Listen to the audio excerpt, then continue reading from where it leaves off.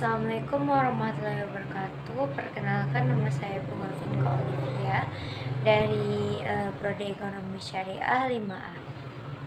Di sini saya akan menjelaskan mengenai analisis deflasi dan inflasi dari sisi kebijakan ekonomi politik Islam.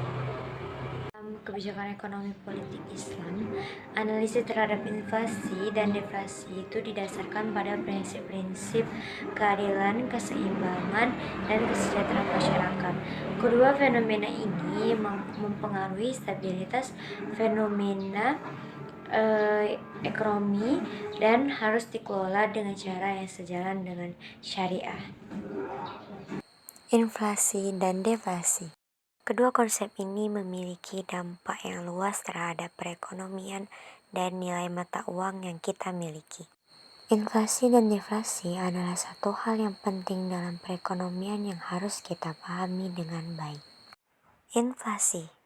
Inflasi adalah kenaikan harga barang dan jasa secara umum dan berkelanjutan yang menyebabkan penurunan daya beli masyarakat. Hal ini yang disebabkan oleh ketidakseimbangan antara penawaran dan permintaan. Dalam Islam, inflasi dianggap sebagai masalah yang serius karena dapat merugikan masyarakat lemah.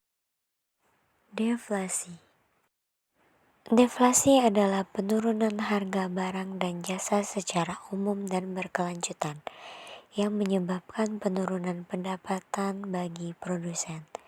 Deflasi dapat disebabkan oleh kurangnya permintaan efektif dan berdampak negatif pada produsen dan pengusaha. Nah, kalau ditanya mengenai solusi dari permasalahan deflasi dan inflasi itu, kalau menurut kebijakan ekonomi Islam itu untuk menyelesaikan permasalahan deflasi, yang pertama itu bisa dengan adanya kebijakan larangan penimbunan harta. Islam melarang harta disimpan tanpa digunakan karena uang yang disimpan terlalu lama akan dikenakan zakat agar terus berputar ke masyarakat yang lain. Lalu yang kedua itu juga bisa dengan pemerataan distribusi barang. Islam menganjurkan wakaf, infak, dan sedekah itu untuk membantu masyarakat miskin sehingga ekonomi itu terus berjalan. Hal yang ketiga itu dapat meningkatkan produksi dan konsumsi. Pemerintah dianjurkan untuk mendorong investasi dan belanja masyarakat dengan kebijakan yang sesuai syariat Islam. Nah, kalau itu untuk penyelesaian permasalahan deflasi. Lalu ada lagi untuk menyelesaikan permasalahan inflasi. Itu yang pertama ada penghapusan riba, di mana Islam melarang bunga bank karena ini dapat menyebabkan ketidakadilan ekonomi. Sebagai gantinya itu bisa digunakan dengan bagi hasil yang lebih adil. Nah, lalu yang kedua itu mata uang berbasis emas dan perak. Nah, Islam menganjurkan penggunaan dinar atau emas dan dirham atau perak karena nilainya itu stabil dan tidak mudah turun. Lalu yang selanjutnya itu dengan distribusi kekayaan melalui zakat.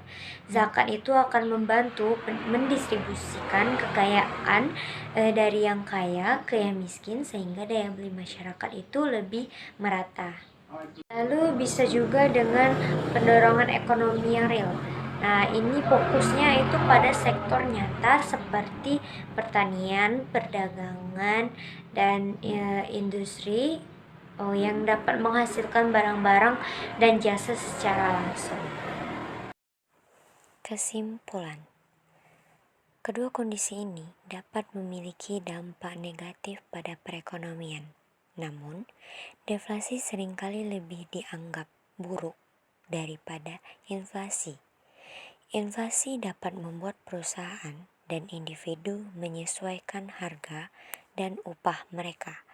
Sementara deflasi dapat menyebabkan perusahaan dan individu memotong harga dan upah mereka yang dapat menyebabkan kesulitan perekonomian.